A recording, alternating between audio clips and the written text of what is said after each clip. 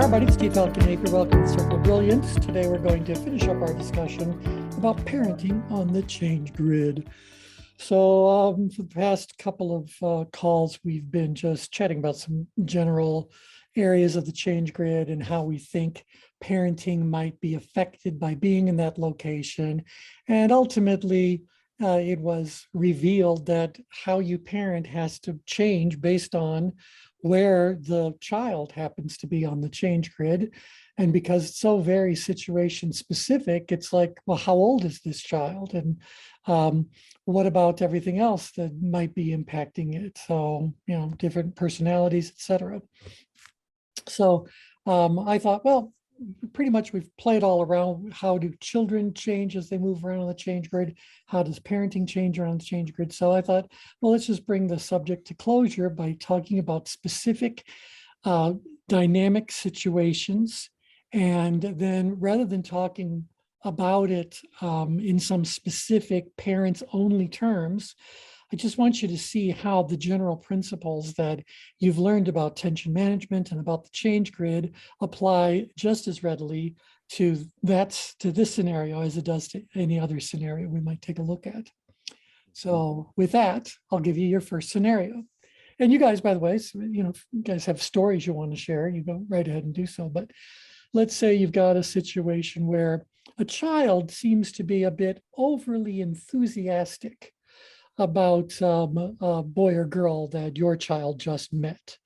And so let's say that they're in their early teens, maybe something like that. And you've noticed it seems to be getting far too serious, far too quickly for a child of this age. First question is, where do you think that child is on the change grid? And then where do you need to be on the change grid to do the best possible job of parenting in that situation? And what maneuvers might you put into place? So there you go. I think I was in a situation like that. I don't know where my daughter was with it. I know where I was with it, which is not the most likely place to be, because I was up grid. Yeah. Because I was shocked. The guy, apparently I went to the library. You bring them in the young people's room or whatever they call it, and they can go in there, and she met someone there. So the guy called the house later on, but this boy had a deeper voice than mine. Oh. So when he called the house and asked for Alexia, I just lost it. I'm like, who the hell is this? Like, who's this adult calling for my daughter? So I definitely was upgrade. Now she probably was upgrade excited, maybe. So would she have been, what level of tension do you think she would have been in? What level of tension? Yes, I'll switch to that layer. Which of these levels of tension do you think she was in with regard to this relationship? Since it was budding, probably power stress, not stress. Power stress, yeah, because this is where romance all occurs. So yeah. this is infatuation, this is all schmoozing, all those kinds of behaviors. And I was in stress. I'm sure you were. I'm sure you were, because let's look at the energies. You were feeling feelings about your feelings. Yes. You were way, way up here, and a little bit more on the driven expressive side, because you suddenly had a motivation and decided to do whatever intervention you might be able to do or get to the bottom of it. Meanwhile, your daughter is feeling far more expressive energy, and maybe even an expressive driver where she's trying to move things forward. Yeah, because I had a talk with her several times about, the way she dressed in different clothes. So my wife was good with trying to be the mediator, so that I'm not, because if I tell her, okay, you can't wear this, then it becomes resistance. But I used to try to ask questions about why she liked to wear certain things, like show her belly button and all this kind of stuff. Are you trying to get attention, or you actually like it? So I'm trying to talk to her about it. And then this incident happened. So at that point, it's just like, okay, I had enough of this drama. Yeah. And so now, if you were up grid, up here in stress, and your daughter was a little bit further down grid and a bit more out grid, Now, this question is for everybody else. Give me some ideas about the sorts of parenting behaviors you think Brian exhibited because he was so far upgrade in this particular dynamic. So again, we're all talking about different kind of dynamics here. We have a very far upgrade parent with an up and out grid child situation. So you guys tell me, what behaviors do you predict he might have exhibited that far upgrade? So T, if I think about transactional analysis, I'm thinking he's parent to child. Yep. And that's more commanding type of behavior. I mean, I'm listening to the description, and that's certainly where I would have been. Yeah. So time to put your foot down, sort of thing. Let's have some boundaries. Who is this kid? Mhm. All right. And so now, Brian, did you do that? Did I put my foot down? Yeah, the things when you just, talk about reviewing boundaries, et cetera. Is that, Oh, yes, absolutely. and what That impact did that have? I think she went up. She went up, but did she go up about her behavior or your behavior? Yeah, I think she went up about my behavior. Right. And so Because, and the fact she said, you don't understand, it's nothing, it's not, right, because I but was it never is something. 14. Not only was I 14, I was the boy. Right. Yeah. All right. And so again, was it effective? Does parenting that comes No, that far upgrade in this particular dynamic, is that the helpful way of doing things? no, You say, no. At the many cases, I think I was a poor communicator in that, just because I didn't understand. Like, keep in mind, I grew up with 6 sisters, but because my older brothers were already out of the house. And I think it was even tough for me then. I was just always like, had to be on my toes with communication. I felt like, at least that's what my perception was. So I right, always because felt like I was behind. you had tended to have more upgrade responses to whatever their behaviors happened to be. Right. I just didn't get it. Like, I was trying to get it, but I didn't. And And you then were it the just, protective brother, regardless of what right. the order was. You were still Exactly. male, and there's where those kinds of dynamics were culturally active as well. Right. So So, that was the question that I had in mind was, in those scenarios, is our behavior influenced by, our own value systems and our understanding of life? Because I was thinking of our prior conversation on one of the other calls, T, where you were talking about protection, and you just used that word again. And for me, that's partly what's driving the behavior, whether it's conscious or not. that's right. Because I have a story very similar to Brian's that caused me to wind up missing a meeting. I was just angry. My daughter wound up going off because she wanted to wear some really short pants to school. And I was like, there's no way you're wearing those. And it really turned confrontational. And she's in middle school. And I'm like, this is crazy. Right. Wow. And so, all right. So, again, we kind of know that watching parents be moved upgrid by a situation and then responding in the way that people upgrade respond to things. Where I think a lot of that, some of that might have come from genetics. Who knows what we really carry on our Y chromosome? Who knows? But maybe there's something going on that's just organic about us. Getting back to that whole provide and protect kind of thing we talked about before. I think there's a lot of cultural stuff that comes into play, expectations about how people could, should, would behave, etc.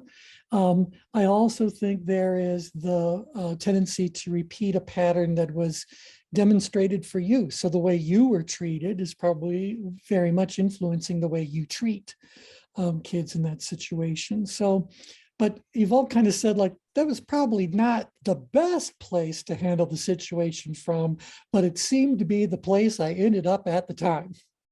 So that takes us into the question.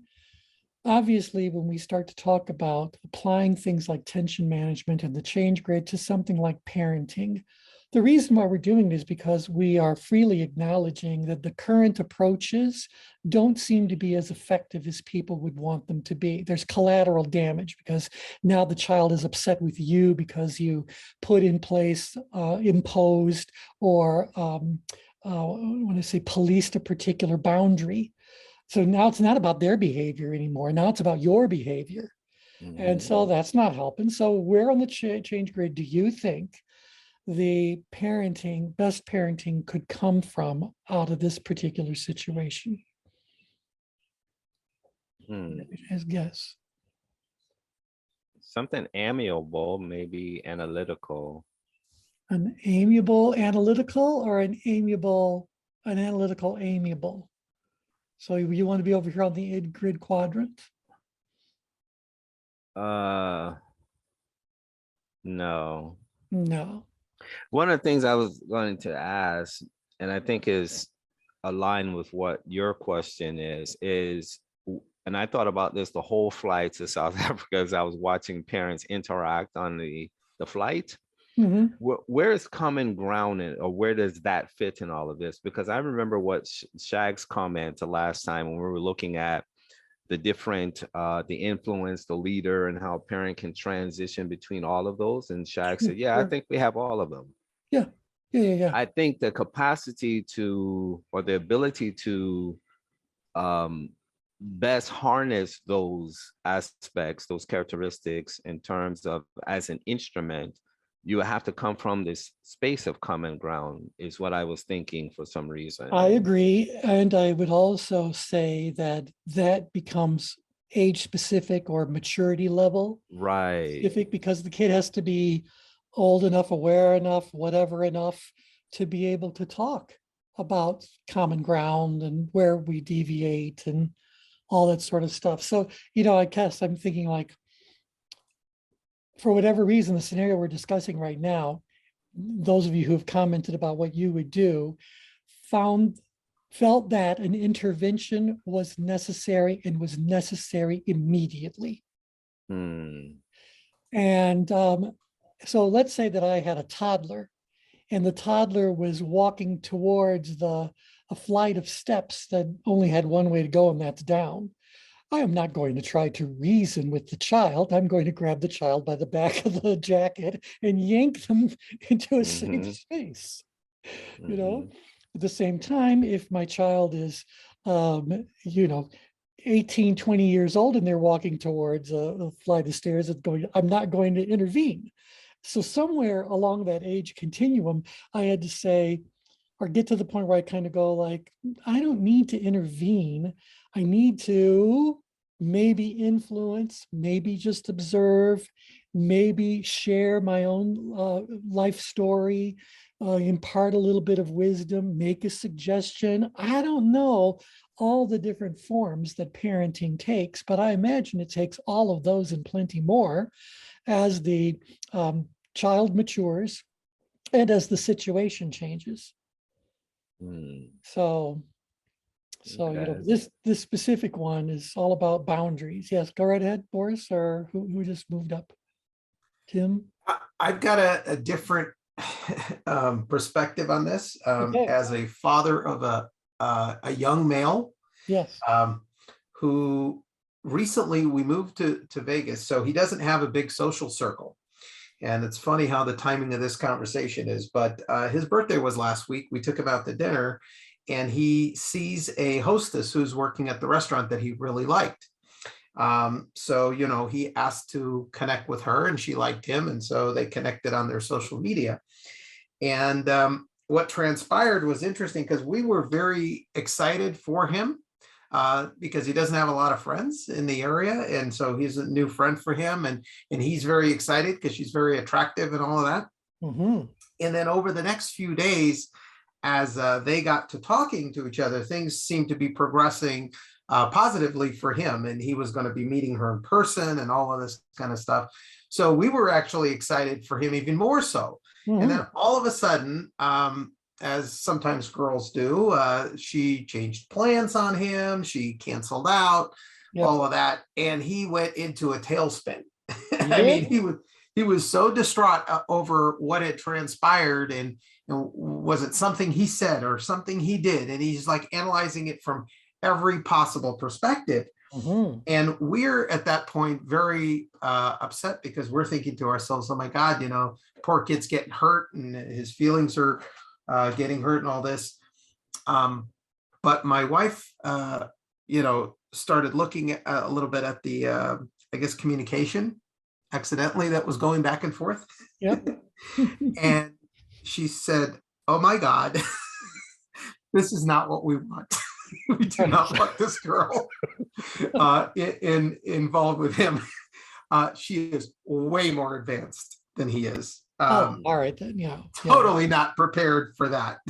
Right. And so let's look at that dynamic on the change grid, though. As you've characterized things, you and your wife were both, I don't know if you see where I'm squiggling around on the change grid. Let's just go back to the composite. You guys should all be training your eyes to see all the layers at once. But you guys were more here. Yeah. Well, this gal ghosting him or whatever did what to his level of tension?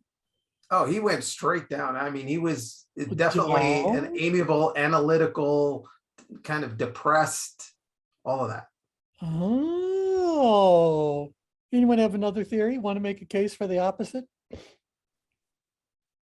It's Well, because of one thing that you said in your statement, Boris, but I'll see who else picked up on he it. was unprepared for it, so his perceived ability was quite low, but the challenge of it was even higher because he's trying to figure it out. So he's up in stress.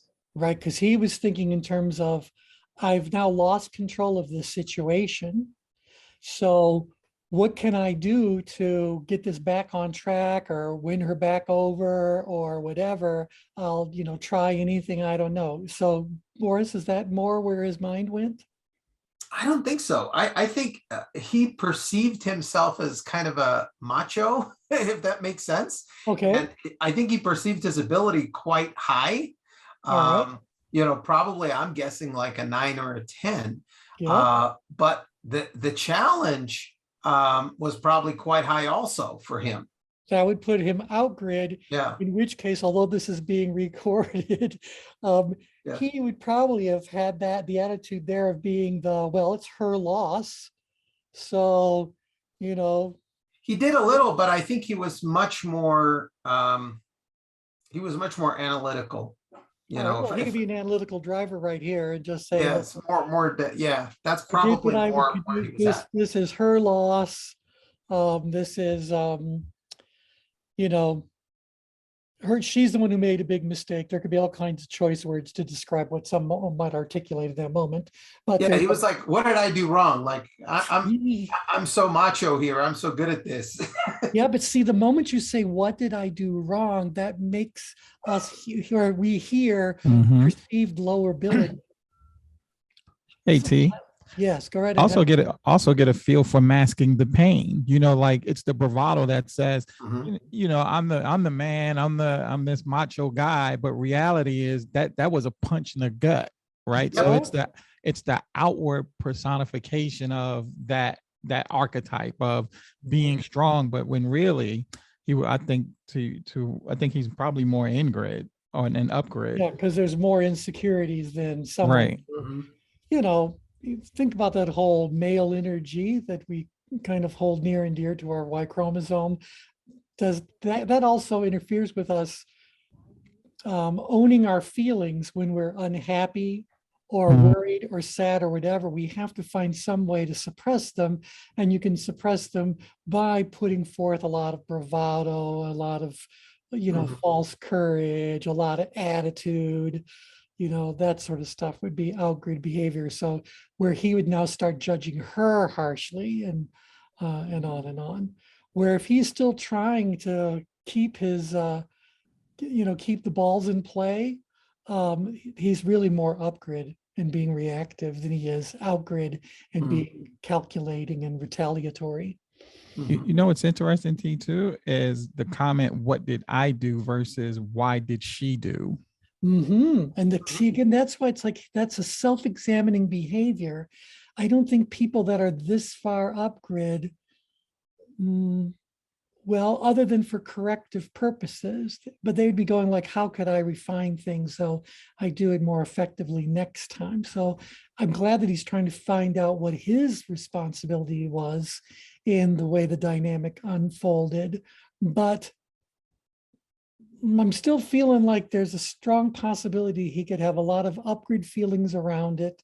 And he's using outgrade behaviors as a bit of a coping mechanism. Now, just to kind of finish it all off, I mean, imagine, Boris, if he was downgrid, and she ghosted him, he might have said, well, she couldn't ghost me. I ghosted her first. So, I'm down here. She's not, I'm beyond her. She is not worthy of me. But that's the quiet arrogance of the analytical. This is the expert. So does that give you any thoughts about, perhaps instead of trying to put him in one spot of the change grid, do you think he might be having a whole cloud of thoughts happening simultaneously, and certain thoughts trigger one spot and other thoughts trigger another spot? Oh, that's interesting. I actually met Boris' son. He's very, I only spoke to him for 15 minutes. And I remember leaving a conversation like, wow, this guy is sharp. He's very charismatic. He's, has all these things about him. So I can see it being what you just described, like, oh, I'm having this thought. So this is generating this, spot on the change with this reaction. I'm having this thought. Because he's a very, very sharp guy. Yeah, like for his age. Yeah, I think he felt like he had his game on, and this was definitely happening. He was meeting up with her and all this, and this was definitely a blow to him. And he's saying, I must have said something wrong. I must have done something wrong, because it couldn't be she doesn't like me, because clearly she must like me. Otherwise that would never get this far. Hey, Morris, if I may share something I heard from a relationship psychologist. She said that when someone ghosts you, respect the dead. Well, interestingly enough, though, she didn't ghost him, because she's still communicating with him. Oh, Which is the scary part for us, actually. But these avoidance behaviors. Yeah. She's avoiding meeting him up in person. Huh. Well. Yeah, she's there's a story there. So, okay, but again, we're going back to where would we want to parent that situation from? And people is who that refuse to meet in person, that's often a scam. They're trying to milk you for something after a long period of courtship. Right, except they met at the restaurant, and she works at the restaurant, so that's like a real. Yeah. Oh no, it's definitely a real person. I think from my perspective, it was more interesting, my response and my wife's response, because we felt like, if looking at the change group, we're all over the place. We're being bounced around like a ping pong ball. Yep. One minute we're excited for him, the next minute I was like, holy cow, no way. Yeah, because the activity changed as you gained more information. Oh yeah. What was going on. And so here's the thing. For both of the scenarios we've talked about so far, and probably for virtually almost every, about a whole lot of parenting situations for kids that are in, I don't know, let's say 10 years or older, something like that, that we're going to do a much better job by asking questions and by giving direction. So, at a certain point, we want to say, look, this kid is old enough to understand that their life is a series of journeys on their path of self-discovery. So at a certain point, they have to realize that wherever they are in life, they got there as a result of the decisions that they've made. And so if you think they're old enough to handle that kind of responsibility in their thoughts and actions, then certainly asking them questions would be a much better approach. But if you don't think they're able to really understand this whole idea that their decisions impact not only the current moment, but the future as well, and blah, blah, blah, then it might be too soon to use only questions. I'm babbling. So is that in the awareness rings? Is that where you're talking about, like is that power in the awareness ring?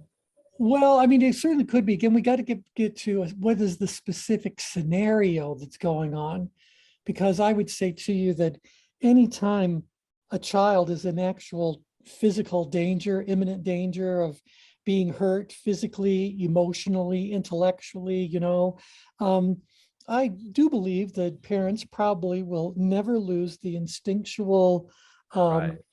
desire to just protect the kid, yank them out of harm's way, and they'll deal with it because you're their parent and they're the child, and no one cares how old anybody is. Mhm. So you're doing your job. So I get that, but we were talking about more choice-driven aspects of parenting. When kids are Okay. trying to make decisions and they're forming relationships and they're doing all that, this is when I wonder if the upgrade way of responding to the situation is no longer serving you well, or would not serve you well, or to be too far outgrid would not serve you well. And certainly to be too far downgrid or ingrid, you're not even trying.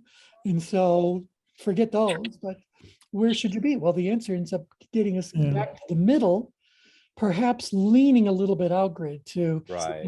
to Brian's point earlier. There needs to be an amiable quality, but an amiable driver is first and foremost trying to influence a situation. They're trying to get something to move forward, but they're trying to make that happen through that amiable approach. So they're trying to care their way, love their way, support their way, encourage their way into this other person they're trying to influence. Hmm. So lots of questions being asked here, but there's also an ability to provide, how about whispers of guidance, hints of guidance? So do any of you Yeah. recall that are parents, can you think back to a time when you thought, I don't really need to tell her what to do because that would go haywire, but if I can just lead her to the realization without even mentioning it, that she wants to do what I want her to do, then she'll do it. Or he'll Yeah. do it, the case may be. Yeah. My mom was a master at that. Yeah, yeah. Because she was the exact opposite of my father in terms of, he was, everything had to be his way and it had to be done right meaning his way. But my mom would simply ask questions, right? So her thing was all about the power of inquiry. I think she might have studied the Socratic method or something. Yes. But she'll say something like, do you consider yourself to be a smart person? I would, puff my chest out and say, well, yes. She said, I wonder what a smart person do what you just did. And then it kind of leaves me like, am I smart? I'm thinking about it now. So slap.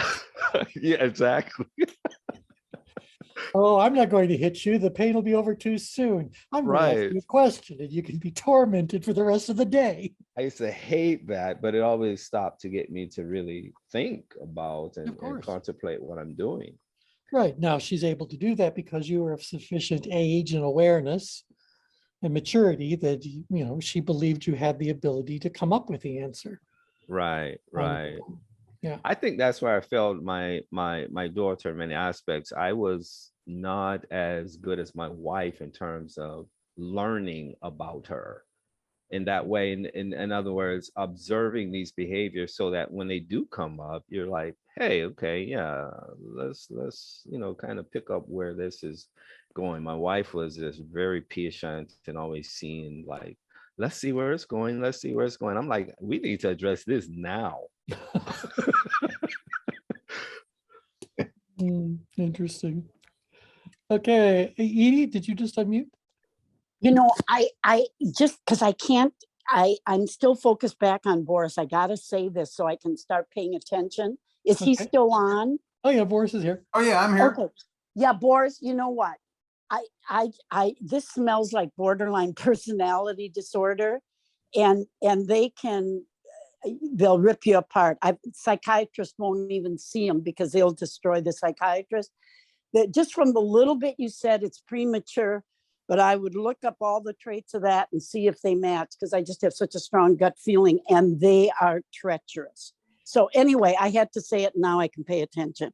So yeah, thank you. So this gal is who's Yeah. involved. You think she's the one who's playing some very manipulative games? Oh, And I'm thinking, or she just hasn't agree. disclosed to him the real truth along the way, that she's in another relationship or whatever, and she was having her doubts. I mean, I'm sure there's a story that, It could be that simple, and hopefully it is. Yeah. because otherwise, you're right, her behavior seems rather interesting. At the very Yeah. least, let's write a term paper around it. Yeah. I'll keep you guys updated when we Please find out. do. Please do. Okay. Okay. All right. All right. So let me give you another scenario. In this particular case, you have a child who you just think is not really applying themselves. They don't really have any real interests. They're not particularly socially active. And again, put them into maybe 16-year-old, a high school kind of a kid, something like that. But no real initiative, no real ambition, hasn't really started thinking about what the future holds for them, et cetera. And you're thinking, look, you're going to be graduating in a couple of years. You haven't even started thinking or talking about college or what you want to do. You don't, this is not the kind of thing you want to wait till the last moment and pick up scraps from whatever's still available, blah, blah, blah. So you get the idea where you are versus where the kid is. So where is the kid on the grid and where are you? Kid is down grid. Down grid. Yeah, it's quite comfortable, complacent in whatever his activities are, or the lack thereof. But to him, it's okay. It's nothing to do. That's right. I always want to remind people that when you look at any situation that's true in your life, you have to remember, we got this from Perry Holly, if you guys remember when he was on a lot of our calls, said that everything you have in life, you either created or you're tolerating. So if you've got a kid who has no initiative, no ambition, no social interactions, no real interests or hobbies, you either created that reality or allowed it to happen. And now you're tolerating it. So what you going to do? So where are you as the parent? If the kid's down grid, where are you? Up grid. Up grid. Now, it's interesting. How far up grid? Well, I guess there's a lot of factors that could change that. So let's say the kid is 15 and you've got 3 years to work on whatever the next phase of life is with him. That may not feel as high tension as if the kid is 16, if the kid is 17, if the kid is getting close to graduating from high school and still hasn't even given any thought to what's going on. So I can certainly see how the time factor can dramatically increase the perceived level of tension or the sense of urgency around whatever the task happens to be. So obviously this situation is one where smart parents would want to get to work on it far earlier than one would imagine. More as a form of prevention than as a remedy to the situation arising. So if we don't want the kid to be down here, what can we do to make sure they never end up down there? Well, maybe that starts when they were 5 years old. Who knows? Maybe they don't know what college they want to go to, but come on, it's still, yeah. Yep. Scaffold those behaviors in as early as possible. Well, look, the sooner you start manipulating, the easier the outcome is. That was a joke, everybody, but nevertheless, it's true. It's true. So before someone gets too locked into whatever their position happens to be, if you start to influence them while they're still wet clay, they are much easier to manipulate. And if you look up the definitions and origins of that word, it means to do something skillfully with the hands. So, to manipulate is to mold something into whatever shape you want it to be. So, if you think about kids, in a lot of cases like that, I find that there's anger, and because, they're blocking the anger, they're blocking everything, their motivation, their interest. The other thing is, there's such a strong natural force for identity. And so I've got the 14-year-old right now, and she has incredible potential for soccer, but she fights it because her dad is insisting, push insist leads to resist. So the natural motivation that she would have for soccer is lost because her dad needs to just step back. And so it's a matter of saying, this is what I want. And if he would step back, she would claim it.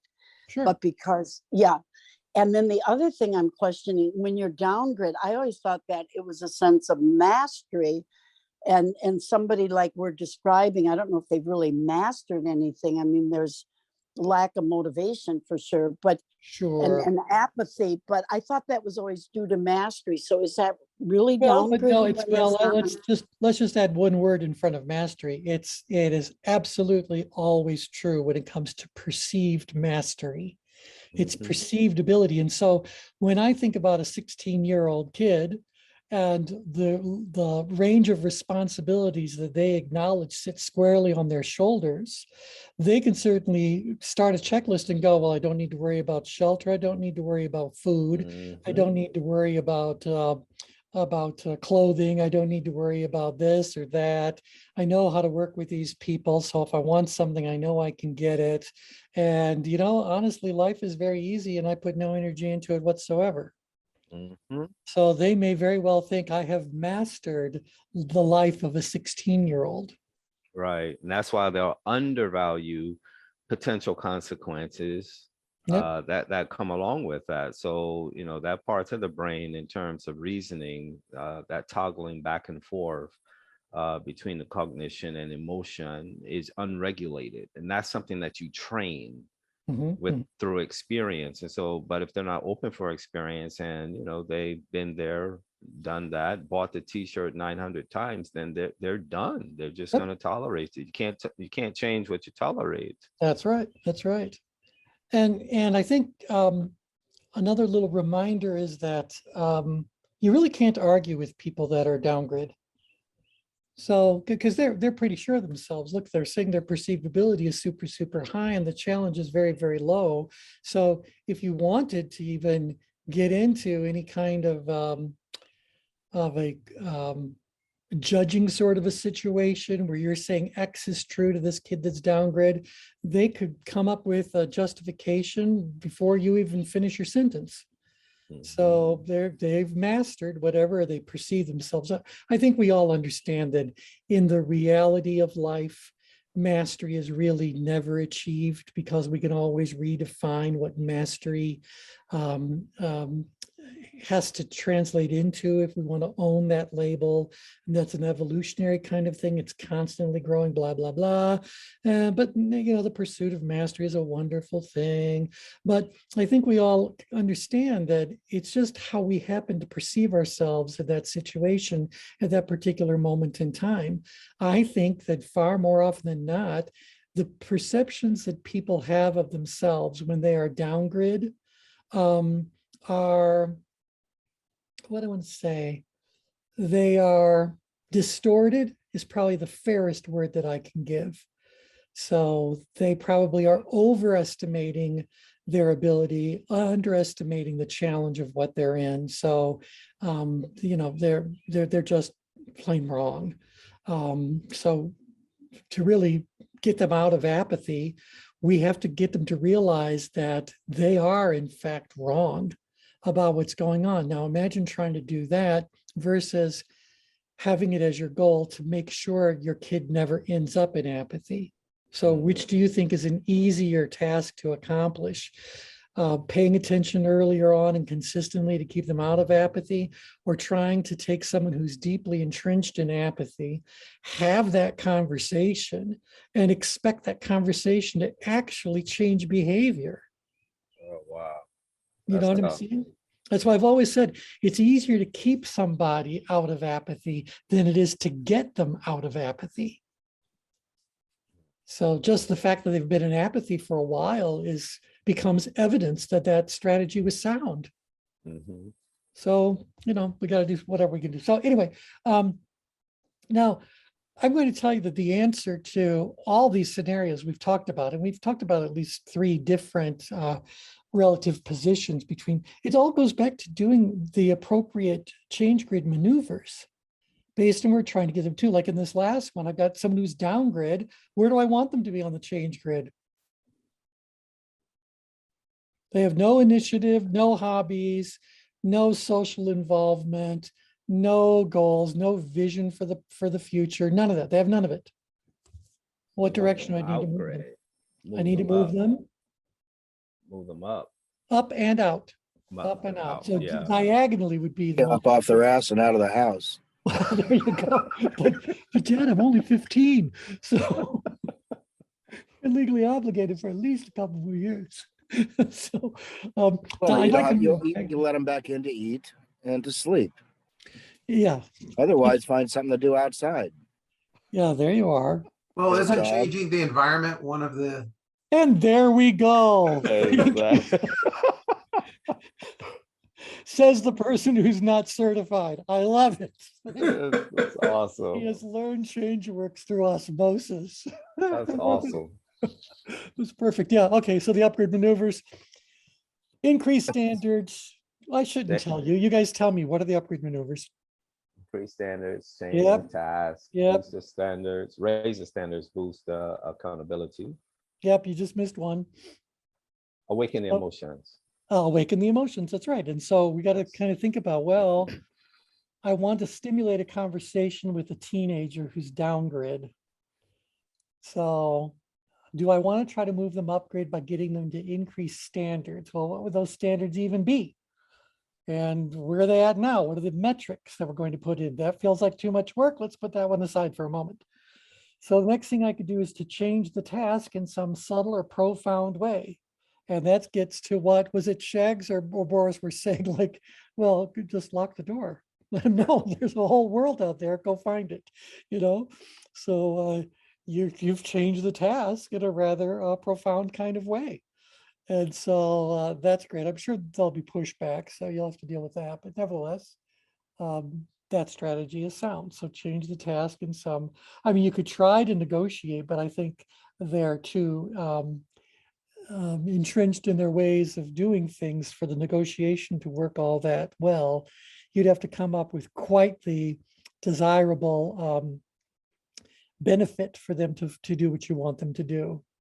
Yeah. Yeah. Use the well done approach. You ever read that book? What Whale, W-H? Whale A-L-E? done. You tell Yeah. them what's whale done. It's based off Disney. So the trainers at Disney used to do this whole series of training at the Disney headquarters, and well done. So they say, how do you get a 2-ton whale to do what you want it to do? So you use these positive reinforcements and the reward, and over time they train their system, that limbic system particularly, to just do it even if they don't get the reward.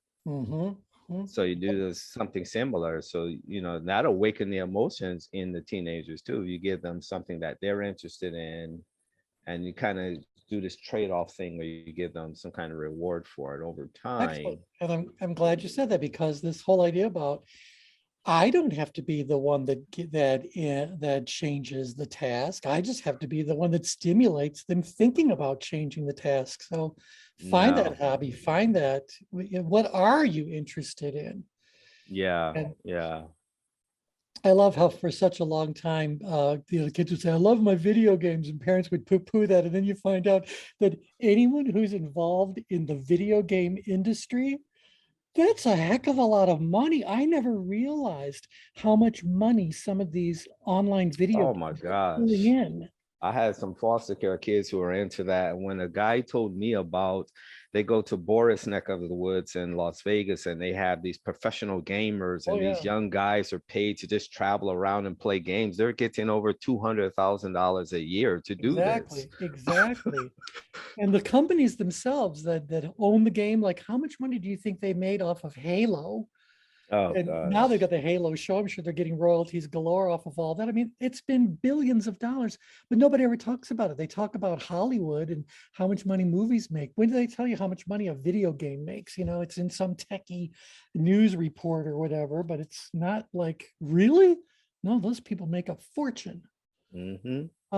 Okay, anywho, so you could change the task, and then you said that could then lead to awakening emotions. What emotions do we want to awaken? This is a test about your command of the PowerPoint maneuvers. Okay, so Self, Self-motivation. Yes, don't where know. is that? Where would that be on the change grid? Oh, the execution. Yes. So it's No, so over output. here in execution, so that's more of a driver energy. As you already said, we want to move this kid up and out. Ultimately, Right. we want them to, and this is why I thought this was an interesting thing to put together.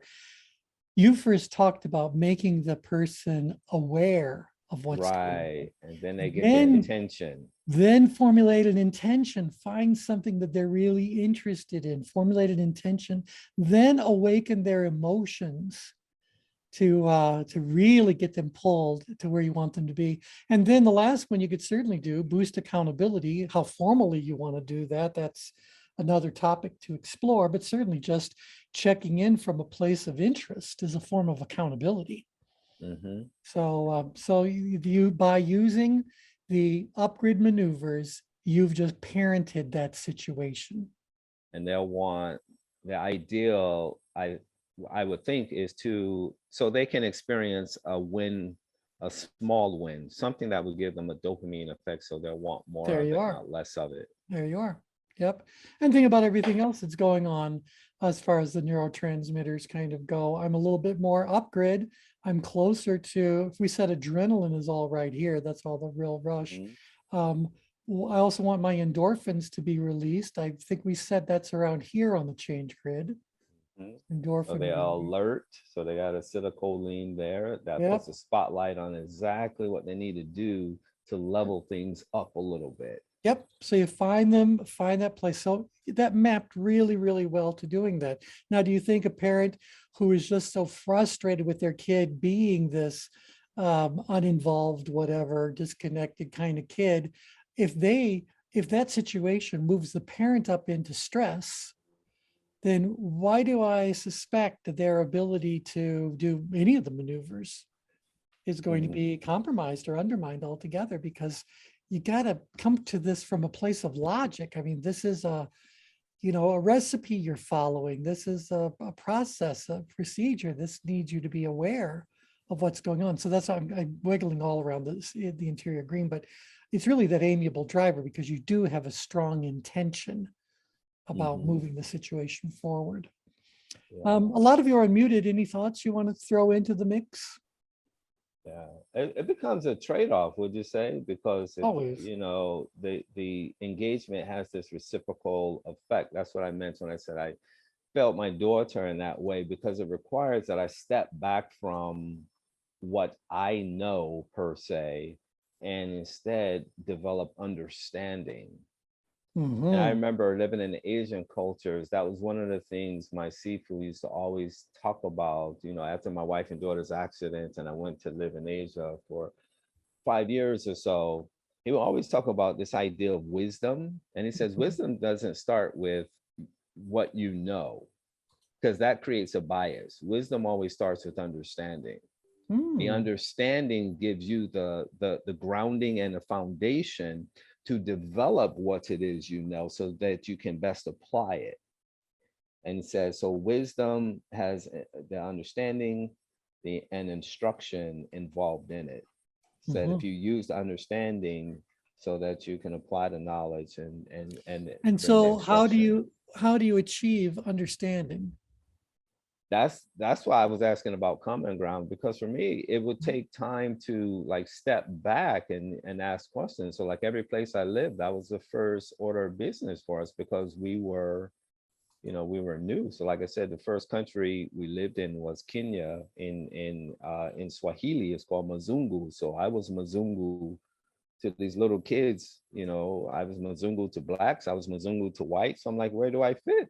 Yeah.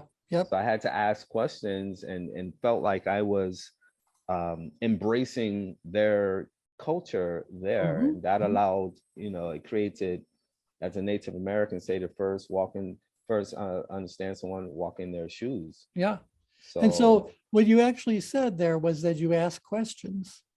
And that's the whole idea about the pathway to achieving understanding, is asking good questions. Creates the awareness. Right. And receiving that information. And then maybe at a certain point you are aware of enough that you can now formulate an intention. And then based on what that intention is, start doing those things necessary to fulfill the intention. Mhm. So, yeah, now I'm going to give you guys one more little scenario. This will be the Gifted Parents program. So maybe you've experienced this, but you don't have one kid. You've got two kids. You might have more than two kids, but two of your kids are at war with each other. Mm. So they are both upgrid, fighting, some, jumping from outgrid, being really abrasive and aggressive, to being upgrid, being very, feeling very attacked and threatened and on. And this is their dynamic back and forth. And it's not one's up here and one's over here. That's a bullying situation. If you've got someone outgrid who's constantly bullying someone, they're going to end up upgrid. But it's just like it bounces back and forth. They're at total odds with one another. They both want something and blah, blah, blah, blah, blah. All right. Where does that situation put you as the parent on the change grid? How does it affect your level of tension? You put me upgrid. You'd be upgrid. So now if you're upgrid and they're upgrid and bouncing around between outgrid, you've now just joined them in their psychodrama, because you Yeah. will also start to be very upgrade and then get angry or be outgrid for a while. And then they move to being more upgrade, which makes you feel bad. So you go upgrade and be sympathetic, and that makes one of them move outgrid. And so you end up with this battle occurring between upgrade and outgrid, upgrade and outgrid. Yeah. Yeah, I've always, only just had my daughter, but the foster care kids, as I had mentioned, they, be fighting, and sometimes that involved my knives that I had to lock up. So, Yeah, well, so more so dramatic than it- my scenario. right. So it did put me upgrade, but it was temporary until I got used to it. And then I take that what Shags mentioned approach. And so one, I have to separate them and change the environment, as Boris says. So one, I have to take outside. So literally separate them, Mhm. and then try to figure out, the narrative and where's that common ground. But it took time to figure that out, because if I'm sitting there or standing there talking to both of them, they're both going to have the side on why they're right to attack the Okay, now other. this is interesting. In fact, Tim, if you're in a place where you can unmute, I want to pose a question to you about facilitation and mediation, because it sounds like what Brian just did was found a way to get some private time with each one of the children to find out what's most important to them or what's bothering them, whatever, get to understand their individual stories. And so two possibilities arise then. Does Brian then take what he's learned and figure out on his own where their common ground is, and then brings that common ground to their attention? Or does Brian just kind of make peace with the fact that he has this intel, but instead just starts gets them both together at the same time and starts to ask questions so that the two of them find common ground, even in the process of finding common ground? Tim, what are your thoughts around that? Yeah, so what's available to him is all of the options you just presented. What he did in mediation, we would call that caucusing. Okay. And so he was able to, pick up on information that would be valuable to the other child through that caucus. And he could then now take that knowledge in the separate caucus with the other child and to begin that negotiation process. Now, whether he wants to bring the two of them together now that he's got full awareness of what each caucus has provided him to get to a quick resolution, hopefully, is certainly a viable option. I can't imagine going back and forth with the caucuses. But I think those options, as you laid them out to you, are certainly available to him. Yeah. It's very interesting. So I guess that was what I wanted to kind of bring this to, Brian, is that I think common ground is the result of an exercise, as opposed to someone just comes to it and says, this is our common ground. They may never have even made room for the possibility that they shared any common ground whatsoever. In fact, that's what I think surprised a lot of people when I was going through common ground training, is that people have a lot more in common than they ever begin to believe they do. And then they focus on these little differences, like that's the whole world, that's the whole person, is this conflict. And the truth is the conflict is a rather isolated thing that sits atop a whole gigantic foundation of common ground. So how do you go about figuring that all out? So that's what I would say to you. It's like when you've got two people that are in conflict, that's the time to be looking for common ground. Or if you are in strong conflict with someone, it's time to try to find common ground. And you have to decide if you're going to self-apply the technique or if you want to pull in someone else to help. But nevertheless, it's about, there has to be a reason to establish common ground. It's because people don't feel like they have any or sufficient common ground to be working together. Okay. Yeah. That makes sense. Okay. Yes, go T, ahead. I got to share this. I mean, I do think I had the best parents in the world because they had this technique that worked, but they didn't intervene. If we were fighting, we had to be creative and resourceful enough to resolve it. And I still remember, because my sister was 7 years older, the car dealership was right on the property. So they basically, okay, so we'd go to the garage. My dad would have us kneel and look at each other until we resolved it and probably found the common ground. But it was really kind of empowering to us. That was not their responsibility. If you two have an issue, you resolve it. And if you don't, you're going to be here till you do it. And I think so much of what they did, it worked. And it was a hands-on, hands-off approach that they, but it was interesting and it worked. I love my sister. Well, and it also sounds like they were very aware of your guys' levels of maturity, how ready you were to have that kind of a dialogue. And, I think kids could be younger than one might imagine to start finding common ground with one another. But I was young because I'm 7.5 years younger. So I was a little kid, but if we didn't want to sit there, and I liked that because it forced us to develop conflict resolution. None of you wanted to keep sitting there. You wanted to go to whatever's next on your day. So it's like, all right, let's just solve this so we can go on. Anyway, I thought I'd share.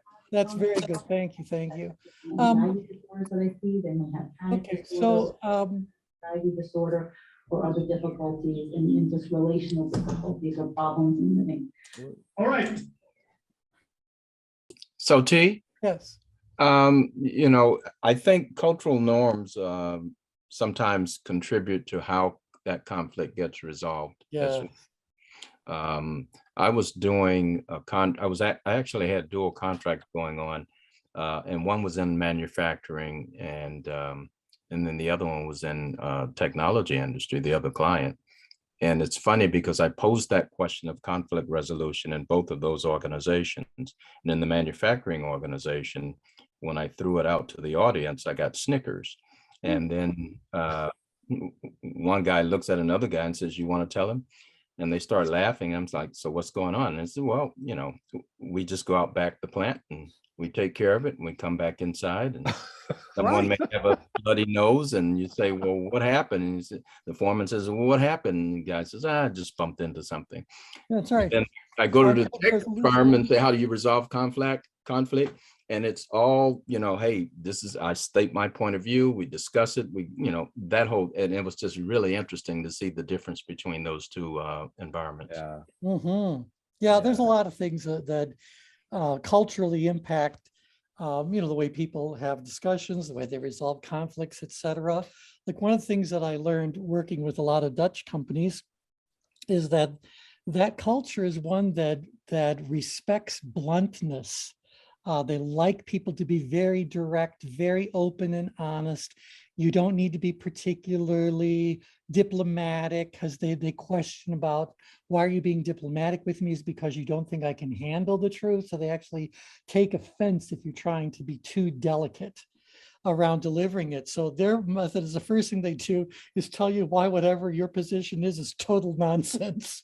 and then they share their own. And so it's like, here I am as a newbie to this kind of culture. And I'm kind of going like, oh my gosh, how am I going to clean up this mess or whatever? No, there's no mess. It's just how they interact with one another. And within the logic of their paradigm, it works perfectly fine.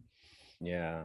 It's probably the same for kids too, I would imagine. Like Yeah. I'm thinking my daughter's capacity to do something like that be uniquely different than the foster care kids who come from neglect, abandonment, or abuse. They didn't have any good examples of that. Right. So for them to lash out oftentimes was a source of protection for them, as I discovered.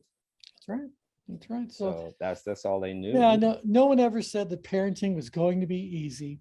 Yeah. But I do think that parents who have a basic understanding of the change grid and tension management could probably do a better job if they would pause for a moment, think about the relative positions of the parties involved in whatever this need for parenting happens to be, and do the appropriate set of maneuvers. Right. So, Exactly. yeah. Anyway, that's that. Okay, so Thursday I will have a new topic for us, and we'll send out a little announcement. One of the things I'd like to start doing is spreading the word. We've been doing the circle thing now for over 2 years. And Really? we have, and we've covered, I don't know if you guys realize that we have over 120 hours of videos up on YouTube. Wow. That come from all this. So can you imagine all these different topics? And I think it's something like 22 different topics that we've actually covered. So it's become quite a little robust, I want to say, collection of the thoughts of a lot of really smart people. So I'd like to see our circle grow a little bit. We've always said that these calls are open to anyone from the world of human development, that you don't have to be ChangeWorks certified. Obviously, you're going to hear a lot about it because it's what we talk about, but you can learn it through osmosis, and there's a few free resources to bring people up to speed. Anywho, that's it. So you guys have a wonderful day or two, and we will talk again on Thursday.